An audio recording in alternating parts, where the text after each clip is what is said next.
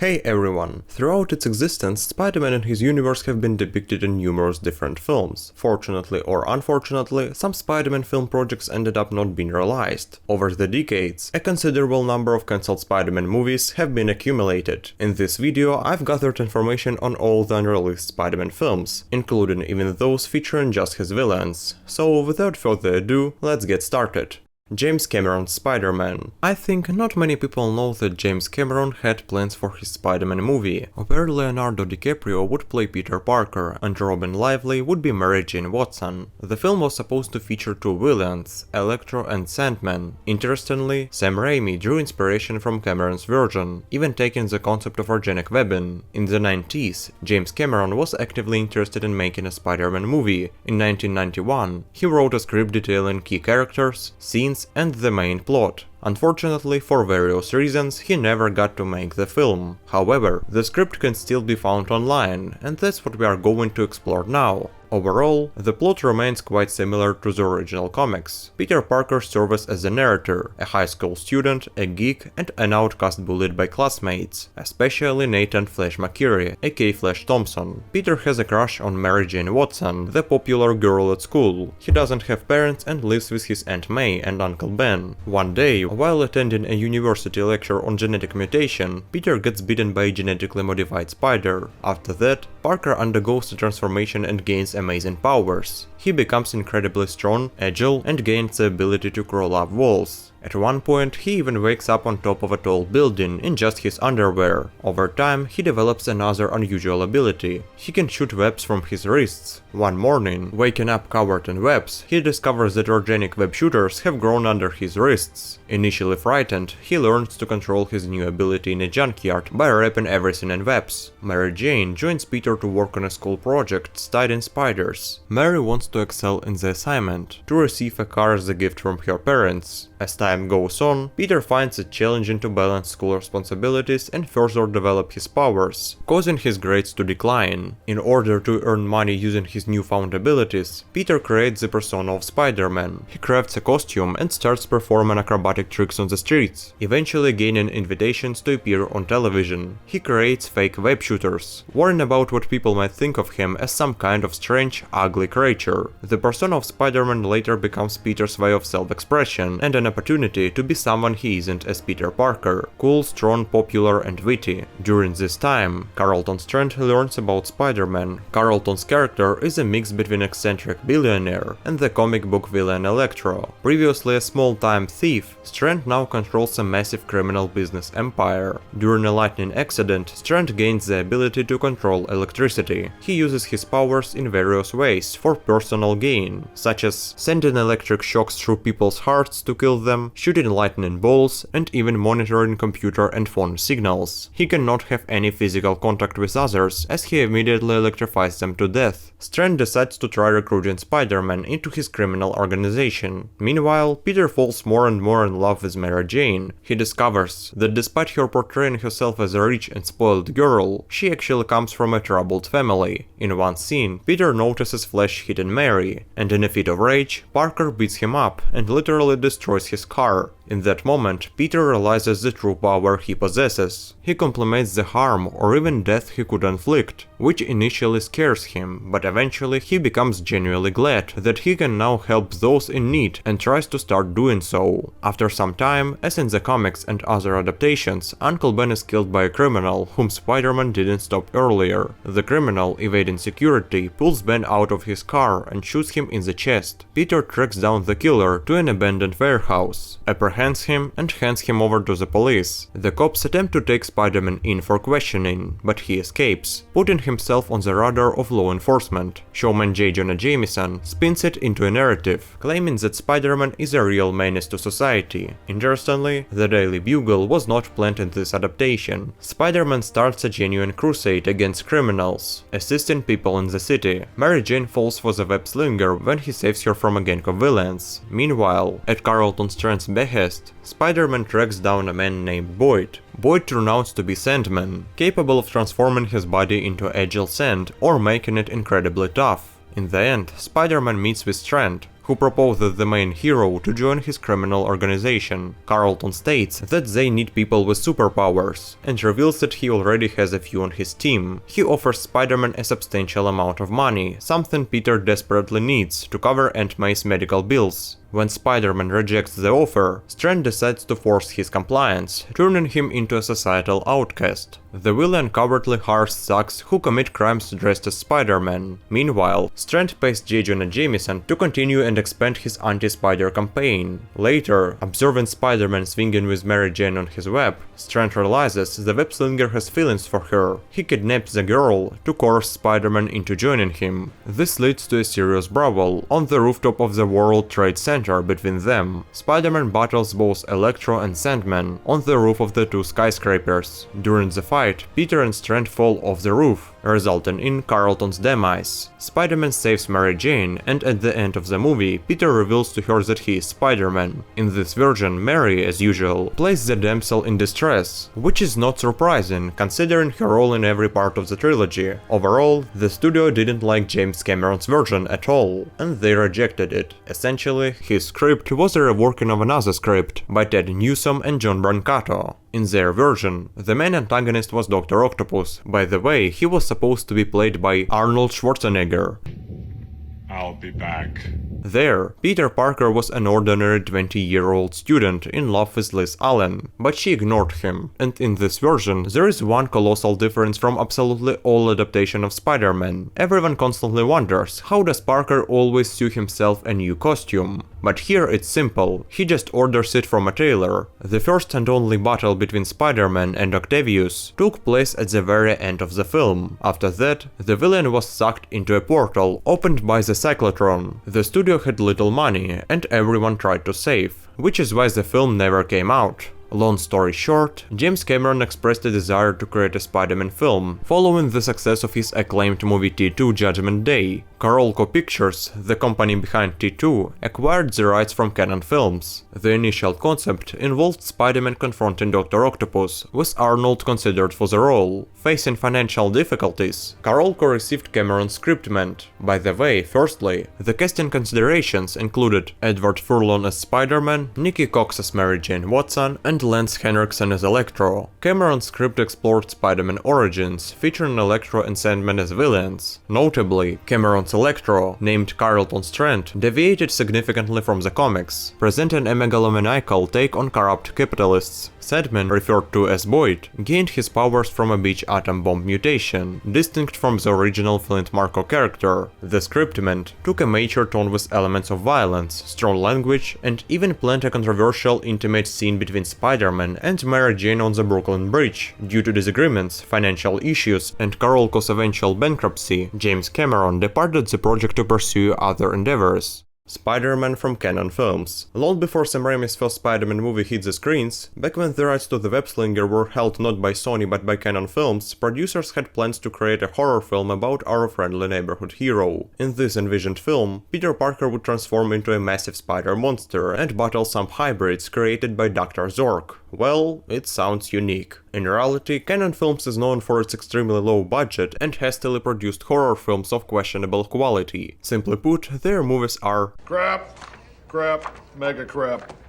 And in 1985, this studio acquired the rights to Spider-Man, all for a mere $200,000, which is laughably low. Afterward, they hired director Tobe Hooper to film a horror movie about the web-slinger. Canon Films, with their first idea for the film, demonstrated a complete misunderstanding of the character, as the company bosses had never opened a comic book. In their version, Parker took photos for identification for a corporation owned by the ominous Dr. Zork. The antagonist conducted an experiment on the guy, exposing Peter to a massive amount of radiation, transforming him into a colossal spider monster. Zork wanted Parker to lead his army of evil mutants and conquer the world. However, Spider-Man retained his sanity, refusing to turn evil. Peter, feeling like a monster, even contemplated suicide, unable to accept his transformed self. In the end, Spidey faced off against the Doctor and the hybrids. Nonsense, said Stan Lee, and the script was scrapped. But the studio didn't stop there. In the new version, everything followed the canon. Uncle Ben's death, power, responsibility, and so on. The main villain was already Dr. Octopus. Peter was an unremarkable student, only friends with Harry Osborn. Interestingly, Tom Cruise was approached for the role of Parker, and Stan Lee would have played J. Jonah Jameson himself. The project had a whopping $20 million budget, a considerable sum at the time, especially for a superhero film. Canon Films even released a short teaser trailer for the movie and began promoting the project. However, due to a series of major box office failures, the studio ceased to exist, and the rights to Spider-Man reverted to Marvel once again. In reality, this version of the Spider-Man movie was, to put it mildly, not impressive. What would have come out in the end is unclear, but looking at other Canon Films projects, it's safe to say that cancellation was for the best. Besides, we wouldn't have seen Sam Raimi's Spider-Man. Now, that would have been a significant loss.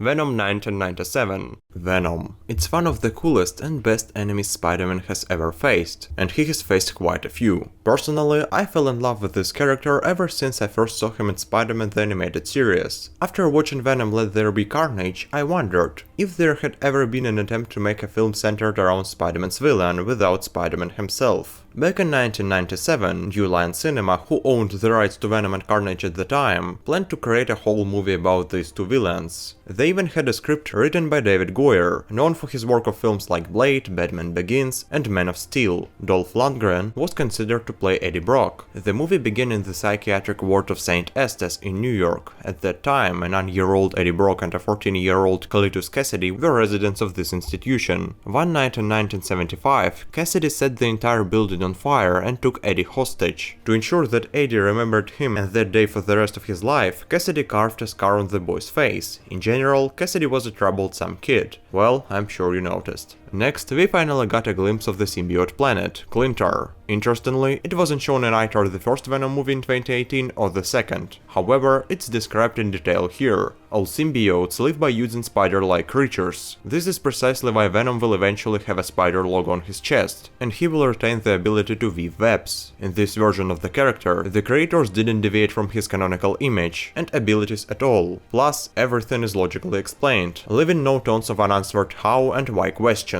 Right after that, one of the symbiotes escapes from the planet on a rescue capsule, along with its host. Eventually they land on Earth, somewhere in the United States. The Blood Hunter, also known as the Red Symbiote, follows them, and his mission is to catch the fugitive, wants to thwart the entire race's plans. It's been 20 years, and during this time, Eddie Brock has become a journalist. One day, he wrote an article titled Venom, which tells the story of the serial killer Cletus Cassidy and all his horrifying deeds. But now, Eddie's career isn't going so well. That's why he has to work for the yellow newspaper Daily Weekly, while Cassidy, over the years, has become a worldwide celebrity. In the past 20 years, he has personally killed more than 70 people. Anyone could witness his death as it will be broadcast on television. Despite all Cassidy's brutal murders, he has hordes of fans. They call Cassidy Carnage and themselves his sons. All fans support him in what he does because they believe the world needs to be thrown into chaos. This theme is explored much better here than in Venom Let There Be Carnage, where there is only one line about it from Cassidy when he asks Brock to quote one of his phrases. Eddie is facing one setback after another. He's on the verge of being evicted from his apartment, dealing with significant financial problems, and his editor dislikes that he's trying to be an honest photojournalist, rather than a mere paparazzo, leading to his dismissal from the newspaper. After that, he decides to go to a bar and finally have a drink. In the same place, he gets into a fight with Carnage's sons, who consider the mentally disturbed maniac a hero. Upon returning home, Eddie is targeted by robbers, but the poor Brock only has $1 in his pocket. At that moment, a capsule with a dark symbiote fugitive crashes nearby. The spider-like host didn't survive the landing, so the symbiote merges with Eddie, and Venom finally emerges. He takes care of the robbers, and returns to the bar to confront the Carnage's sons he fought with earlier. However, due to his actions, the barmaid is nearly killed, and this is when he realizes that with great power comes great responsibility. Meanwhile, we are concurrently shown Dr. Kafka, Cletus' psychiatrist, who had previously written a book about him, gaining worldwide fame. She likes Cassidy, but only as a test subject, akin to a lab rat. Naturally, he appreciates the attention, although he fully understands the dynamics. Cletus, as written in the script, is portrayed as a philosopher contemplating chaos and order, believing himself to be their vessel. He compares himself to a tsunami, sweeping forward, destroying everything in its path. He claims to have been created to test who is strong and capable of surviving and who isn't even worthy of living. Who knows, he could have turned out to be a genuinely cool, colorful villain, something like the legendary Joker played by Heath Ledger. They attempted something similar in Venom Let There Be Carnage. There, Cassidy also kept talking about chaos and carnage all the time, but in the end, it didn't turn out quite well. Additionally, a secret government organization called the Vault was created, studying symbiotes that have ever landed on Earth. To combat them, they specifically developed sound weaponry firing pulses. The government aims to create its own living suits based on symbiotes, as their replication would greatly benefit the military's progress. Continuing with the story, the second capsule finally lands, carrying the Blood Hunter. Using the technology of their symbiote race, he connects to the Earth database, and then to Brock's base. Breaking through all connected individuals, the Blood Hunter selects Cassidy as its host to help him kill Venom. Meanwhile, Eddie is having a nightmare. He sees his symbiote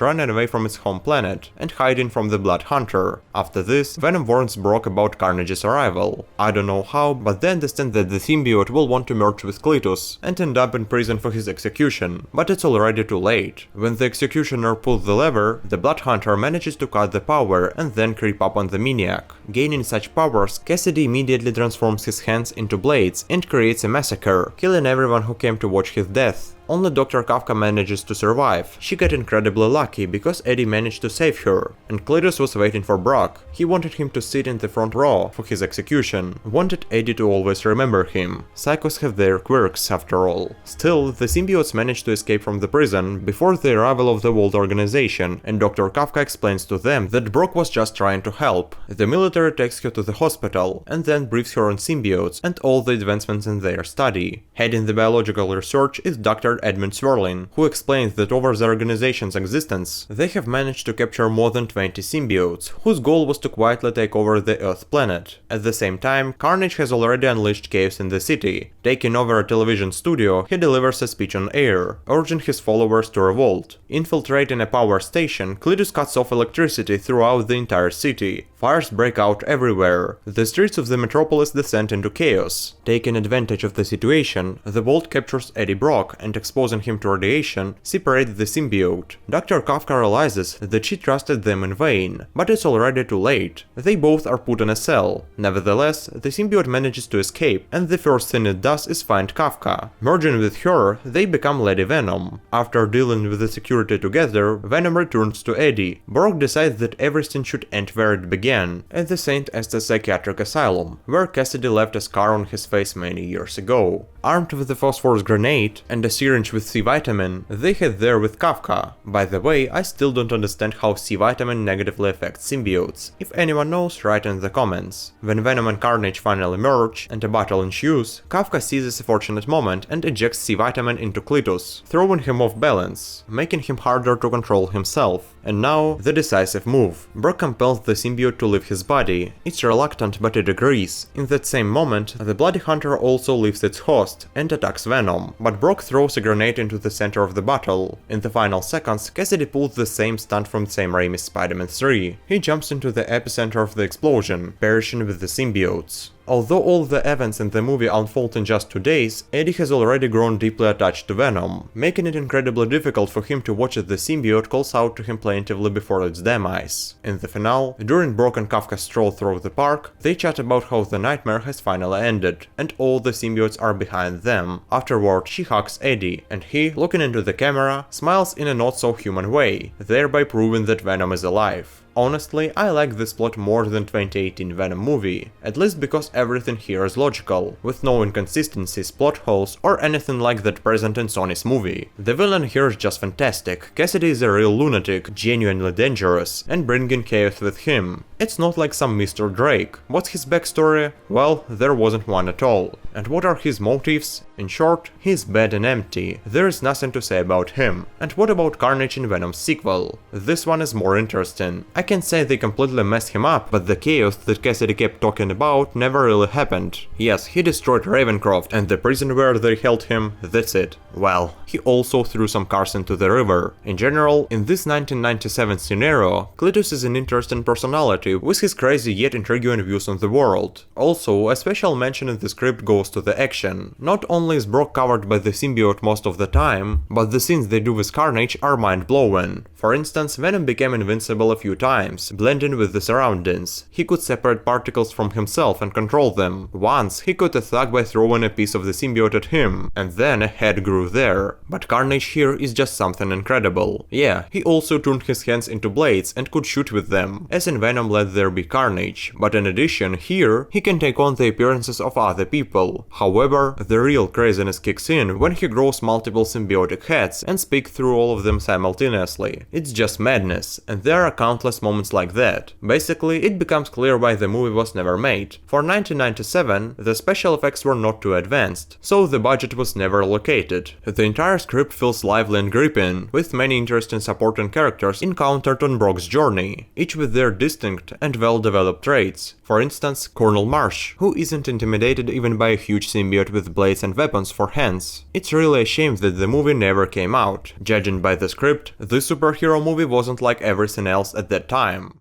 Venom 2008. After the release of the Spider-Man trilogy with Tobey Maguire and its resounding success, as you probably already know, Sony had no plans to end this very profitable franchise. At least the reviews of the third part from viewers as well as critics were quite low. The sequel raised enough money for the studio to expand its new movie universe, with various sequels and spin-offs without a second thought. Soon the studio bosses announced the release date of Spider-Man 4, May 6, 2011, and then announced the development of a solo Venom movie. We will now discover all the available information about it and we will break it down. It's 2008. Sony, having seen how Heath Ledger's Joker attracts people's attention and carries with the Dark Knight's box office, all you care about is money, decided to make a whole movie about one of the main villains of the Spidey, Venom, making the symbiote anti-hero. In fact, they followed the example of Fox Studios, when they began to create solo film about Wolverine, in order to prolong the life of the X-Men franchise. To write the script, Sony hired Paul Wernick and Rhett Reese, who later wrote the plot of Deadpool, and in the director's chair sat Gary Ross, who also worked on the script of Spider-Man 4. As for Topher Grace, who played the role of Eddie Brock, the producers were not interested in adding him to the upcoming movie. First of all, the audience did not like this choice of actor at all. By the way, after Spider-Man 3, Grace's career went downhill. Secondly, Brock died in Raimi's trilogy. His return is basically impossible, although, as far as we know, a small part of the symbiote remained in the laboratory of Dr. Connors, which was a clear hint for a sequel. But despite all this, the studio had some plans for Topher Grace. So, back to the plot. The writers claimed to have only 2 written drafts for the movie. Unfortunately, not much is known about it, but in one of the interviews, they described, in their opinion, the coolest scene that would be in the picture. Symbiote, traveling through city, jumps from one body to another, and each person which Venom visited became very violent and aggressive, and then attacked passers-by. In general, there was complete chaos. By the way, the authors also characterized their script as dark and serious, without any silly jokes. Certainly, because of creative differences with the studio, Paul Wernick and Rhett Reese left the project, and the story sat down to rewrite the director of the movie, Harry Ross. It happened when Sony had already cancelled Sam Raimi's Spider-Man 4. Ross wanted to make Venom an anti-hero, and as far as I understand, to create something similar to the picture with Tom Hardy of 2018, but even here everything went wrong. The producers decided to restart the franchise. And about the previously planned films. Topher Grace was fired, although the idea to shoot a solo movie about Venom was never refused. Interesting fact, in 2013, Sony again announced the intention to make a spin-off about the symbiote, but already in the universe of Spider-Man by Mark Webb. After a year, they even voiced the name of the movie, Venom Carnage. To write the script was entrusted to Ed Solomon and Alex Kurtzman.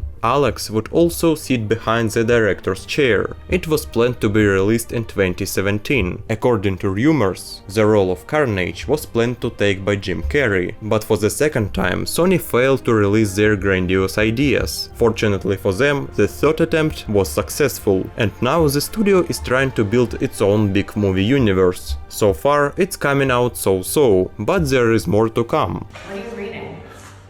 Nothing really, just, Reading.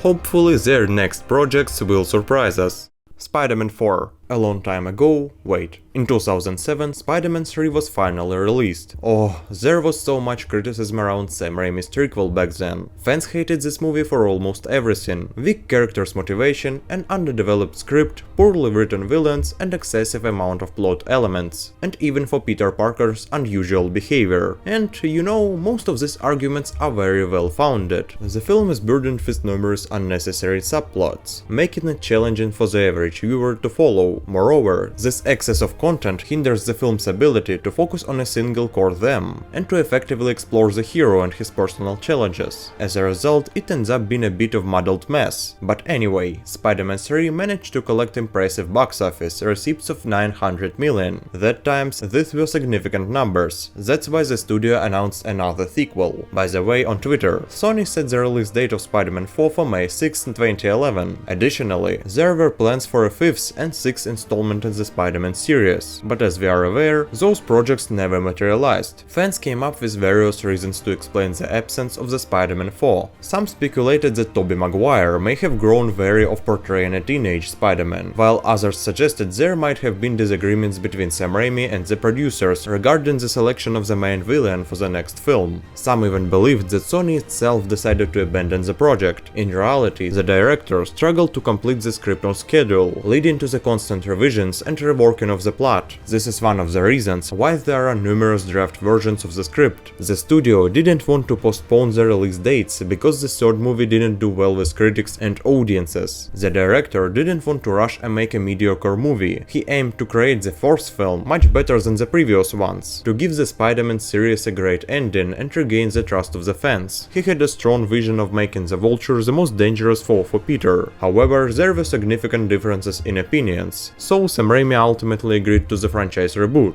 As I said, there are various script versions, but there is one primary version that was close to production. Let's go through it one by one, starting with the main draft and then finishing with the most terrible and absurd plot ideas. Well, first one is the version with the Vulture, who is also MJ's father, and the Black Cat. The studio has even prepared concept arts for it. However, not all of them have been published online. By the way, a lot of details and plot twists were borrowed by Marvel for Homecoming. The most obvious one is Vulture as the main villain, who later turned out to be the father of Parker's love interest. The movie started with Spider-Man capturing Mysterio and taking him to the police. During this process, Mysterio's real identity was uncovered. The person who was revealed as Mysterio had actually appeared in all three parts of the trilogy, playing various roles. This was because Mysterio is a master of creating illusions. After the Mysterio arrest, Peter chased car robbers, but we don't have many details about that scene. Then there was a helicopter chase involving the Vulture as well. Then the Vulture would grab a helicopter and, using his strength, threw it into a building. This action would cause the helicopter to crash and start descending. However, Spidey would arrive and rescue the entire crew, and they would have fight with tombs. Peter Parker removed the stone heads of the gargoyles and then threw them at his enemy. The Vulture raised Spider-Man to a considerable height and then released him. As Parker was fallen, Mary Jane witnessed him from a skyscraper window. Somehow, Parker survived the fall, but this incident led to a quarrel between him and Mary Jane. Peter had seen the face of the antagonist during the encounter and discovered that it was her father. However, she didn't believe him. Concept arts also depicted several romantic moments with the couple sharing kisses throughout the movie. Additionally, there were two images featuring the Black Cat. In the first one, she was shown standing in a crowd, gazing somewhere, and in the other, she delivered speech to the press. One of the most intriguing aspects was the updated costume for Tobey Maguire's character. Sam Raimi aimed wanted to make it more realistic, so instead of Peter continually acquiring a new suit out of thin air, he would sew it himself and patch up the holes with band-aids. In Sam Raimi's Spider-Man films, the emphasis was on the story and characters, not on explaining where the hero's costume came from. Most people watching the movies don't really think about these practical details, so there was no real need to delve into this aspect of the story. You know, the Tobey Maguire Spider-Man trilogy follows a classic fairy tale pattern, where the hero always beats the bad guy, rescues the girl, and makes the right choice in the end. Overall, I believe this goes somewhat against the essence and tone of the films. When it comes to the cast, in addition to the returning actors in their respective roles, there were plans for John Malkovich to portray the Vulture. Anne Hathaway, known for her role as Catwoman in Christopher Nolan's Batman series, was intended to play the Black Cat in the fourth Spider-Man film. Certainly, it's a good idea to evaluate these drafts once we have seen each version of the Spider-Man 4 script. The plot that is about the union of the Vulture and Electro, as well as the appearance of the Black Cat. At the very beginning of the script, Parker revealed to Aunt May that he was the friendly neighborhood, and told the real story of Uncle Ben's death. Of course, she was shocked again. After that, they quarreled.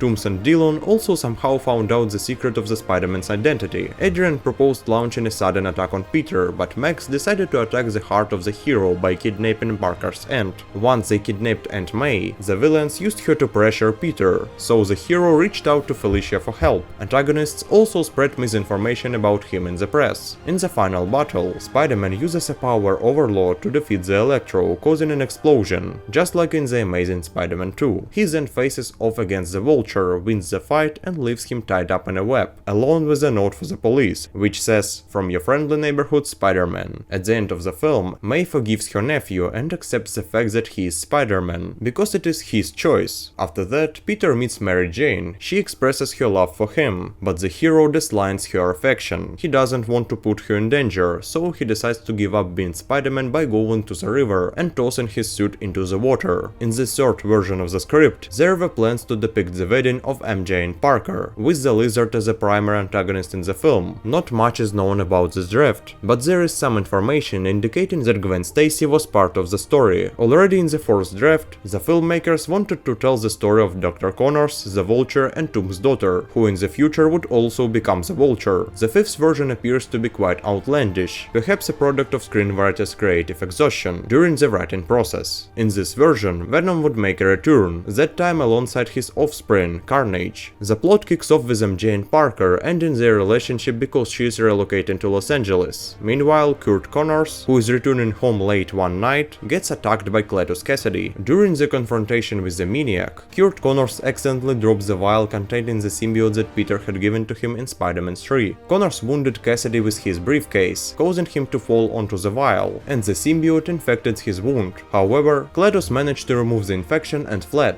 Later, Venom would cling to a random passerby. Back at his place, the maniac experienced pain as a part of the symbiote entered his body. The merging of this organism with Cassidy's blood caused their symbiotic relationship to turn red. That's how Carnage was born. Both of them could sense each other from a distance, so they soon came face to face. Spidey, having heard about them on the radio, comes there as well. Peter tries to defeat the enemies using loud sound, but they manage to hide. After that, Cletus suddenly attacks Parker, but Venom interrupts him and says, "Spider-Man is ours, and ours alone!" A large-scale battle begins. Eventually, both villains are burned by an explosion from a fuel tank. After that, there was a cameo by Kingpin, possibly setting up a cliffhanger for a sequel, and in the sixth, hopefully the last version of the script, Carnage would also appear, but along with the Lizard and the Black Cat. Once again, the villains teamed up to take down Spider-Man, but Peter got assistance from Felicia. It feels like a déjà vu. What ties all this together is the repetition of the same mistakes we saw in the third installment, and the overall lack of purpose for this movie's existence. Let's break it down step by step. To be honest, it's quite unclear what Sam Raimi intended to explore in the upcoming film, as each new script version seems to tell a completely different story from the previous one. It's almost as if the director couldn't make up his mind about the message he wanted to convey to the audience, leading to the creation of numerous script drafts. There doesn't seem to be anything particularly fresh or innovate. The same old elements of love triangles, Peter's enemies turning allies, and MJ's separation from Parker are repeated. The most significant issues include the overwhelming number of storylines and the introduction of multitude of new characters. Sam Raimi had aspirations of making the best Spider-Man movie movie of all time. In the end, it appears that this movie might have turned out even worse than Spider-Man 3. You know, it's actually a good thing that this movie didn't get made. Why would we need it in this form? It could have potentially ruined the good work that had already been done, all just for the sake of revising it. No, that doesn't seem like the right strategy. However, I believe that it was still possible to make the picture the best, but for this you need to use a radically different approach. First, it would have been better not to introduce a large number of characters and instead focus on just one hero and one villain. The story should have elevated the stakes, allowing Peter to mature and enter a new stage of character development. Another plan to save Mary Jane, followed by their repeated breaks up and reunions, would have felt less compelling. It was time for them to get married and have a child, significantly increasing Parker's responsibility in his superhero life. He couldn't simply walk away from his son or daughter as he did with MJ. Now his family's safety would be at stake. By the way, I believe that making the Vulture the father of Mary Jane is actually a pretty intriguing idea. It could provide an opportunity to further develop Mary Jane's character, presenting her with complex moral dilemmas. For instance, she might face a difficult choice with her beloved but troubled father on one side of the scale and her own child on the other. However, let's look at it objectively. All of this might not be truly necessary. The trilogy has completed its story arcs, and Peter has fully developed as a character. He has learned valuable life lessons, including the importance of responsibility that comes with great power, self-acceptance, choosing his own path, and the power of forgiveness.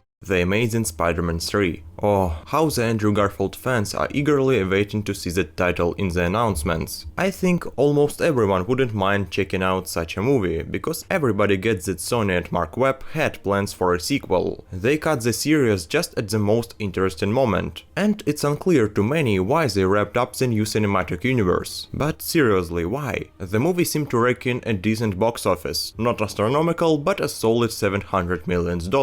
Well, basically it did well, although the studio was hoping for that elusive billion. But let me tell you, back in the summer of 2014, at some event in Brazil, Garfield and then Sony CEO Cass Hirai were supposed to announce the release date for the trilogy's third part. Initially, it was set for the summer of 2016, but then they pushed it to the summer of 2018. So you can gather from this that even Sony's not so impressive profit and the bad reviews didn't stop them from working on the third part. On top of that, they were planning a fourth movie with Miles Morales, a separate movie about the Sinister Six, and a solo Venom film. By the way, they did manage to pull off the last one, but as we all know, their plans never came to fruition, all due to a pretty silly reason. Andrew just happened to be late for the announcement because he was pretty worn out, and Sony took it as a bold disrespect, promptly shutting down the event. Well, what can you say, the Japanese are people of principle. There is no one to blame here. The whole situation is just absurd. Plus, there were some conflicts between him and the studio before. And right around that time, Marvel came in with their deal, you know the rest.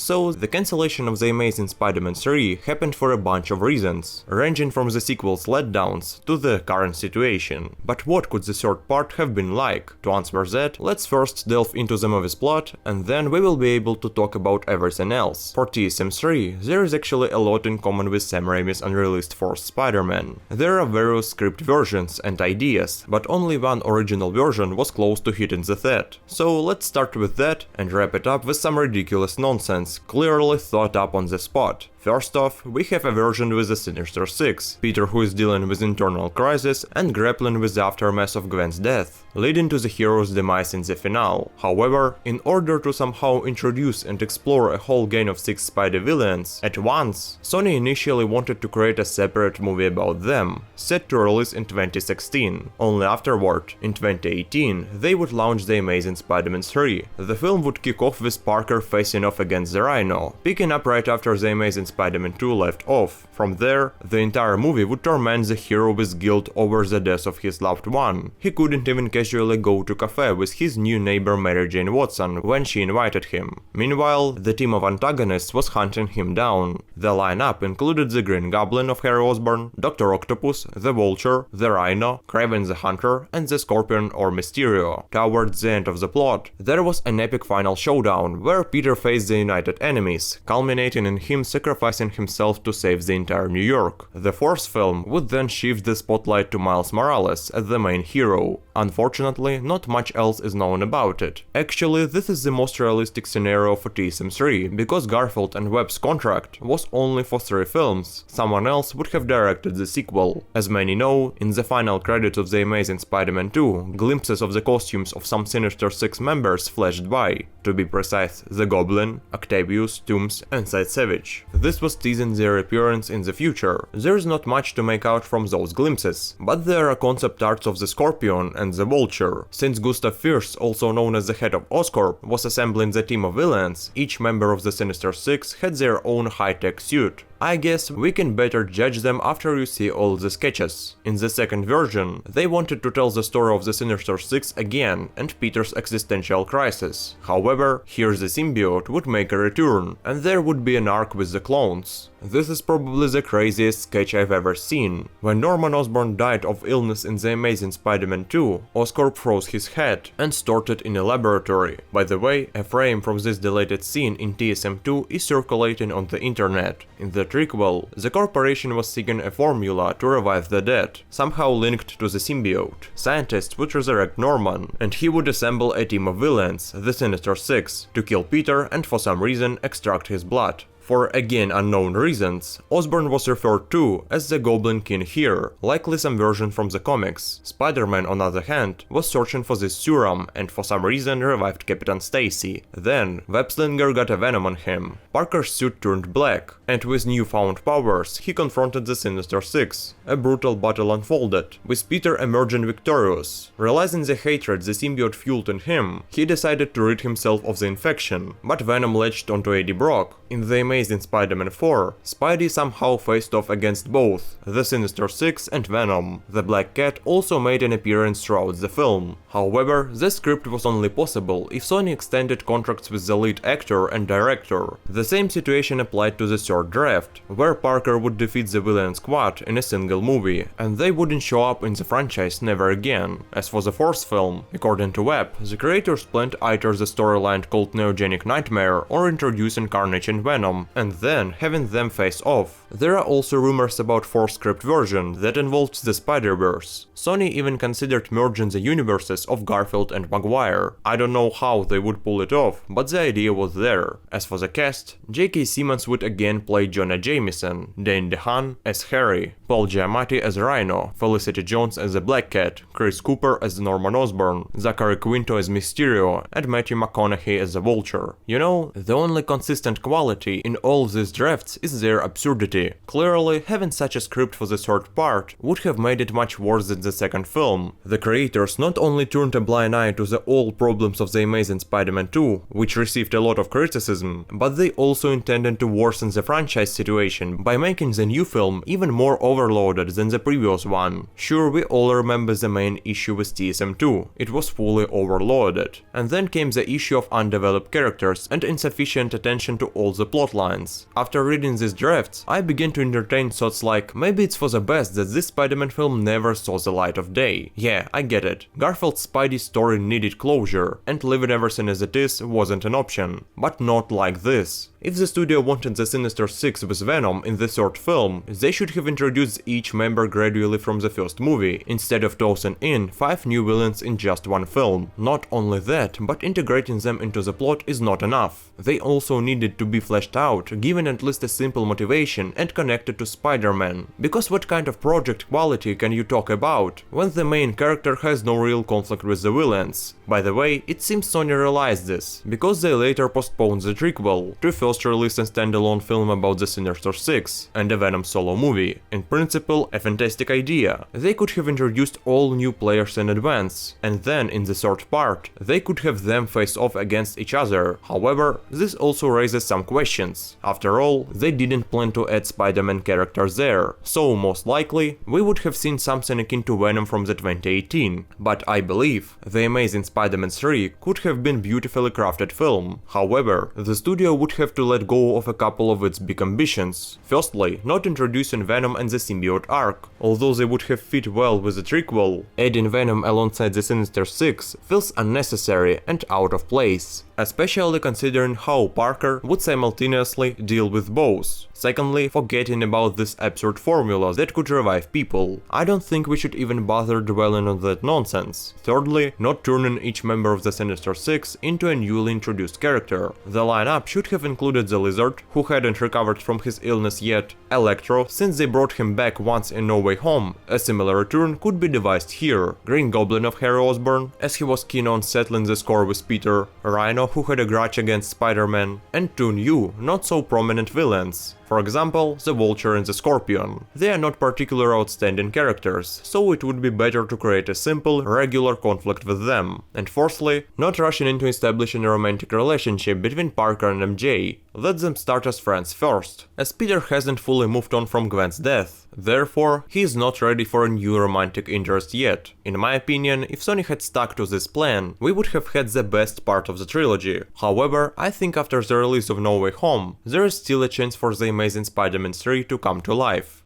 The Sinister Six. The studio aimed to release it either before or after TSM3. Ultimately, unable to make a decision, they halted the project. First and foremost, it's crucial to understand why Sony cancelled this film. It's not so much about the failure of The Amazing Spider-Man 2, as it is about the new deal with Marvel and the replacement of Garfield with Holland. According to the rights holders, the agreement with Kevin Feige turned out to be more promising and appealing than the subsequent development of their own universe. The Sinister Six was supposed to come out either in 2016 or 2018. According to some reports, the creators also wanted to make it a two-part film, dividing one story into two parts that eventually led to the events of The Amazing Spider-Man 3. The lineup of the villains team was constantly changing, but most likely it included Green Goblin of Harry Osborn, Dr. Octopus, Vulture, Kraven the Hunter, Rhino, and Scorpion. Essentially all the characters shown in the sequel's credits. Mysterio, Sandman, Venom, Electro, yeah, someone thought of bringing him back, and even Black Cat were also considered. But what, after all, could this film be about? The very idea of creating such a project, especially without the presence of Spider-Man, is absurd. Apparently, the studio had no concept of the film's plot at all, so there is absolutely no information on this topic. I managed to find only one draft of the screenplay. However, the source is not at all reliable, so this draft for the Sinister Six is unlikely to be genuine. Still, it's worth taking a look.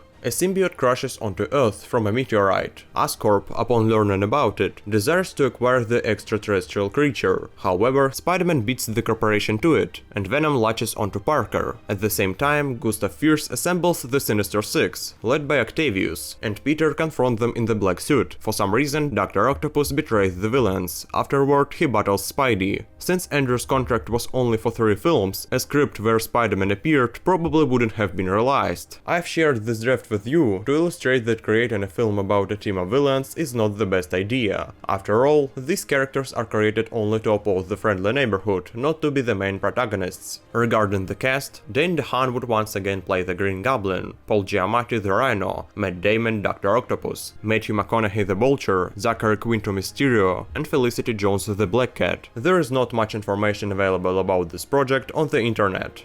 Silver and Black. The film spent a considerable amount of time in development hell. The release date was postponed numerous times, and the shooting just couldn't be seen to get underway. In reality, the movie itself is quite risky, since both Black Cat and Silver Sable have never appeared on the big screen, and the average viewer is simply not familiar with them. Because of this, the studio feared that the film might not be profitable. In fact, there were even plans to completely cancel the movie in favor of 2 separate solo films about Silver Sable and Black Cat, but things didn't work out. Years later, instead of them, we will be getting films about Kraven the Hunter and Madame Web. But you, my dear viewers, click on the like button, subscribe to the channel, and write what you think about it in the comments below. We'll see you soon.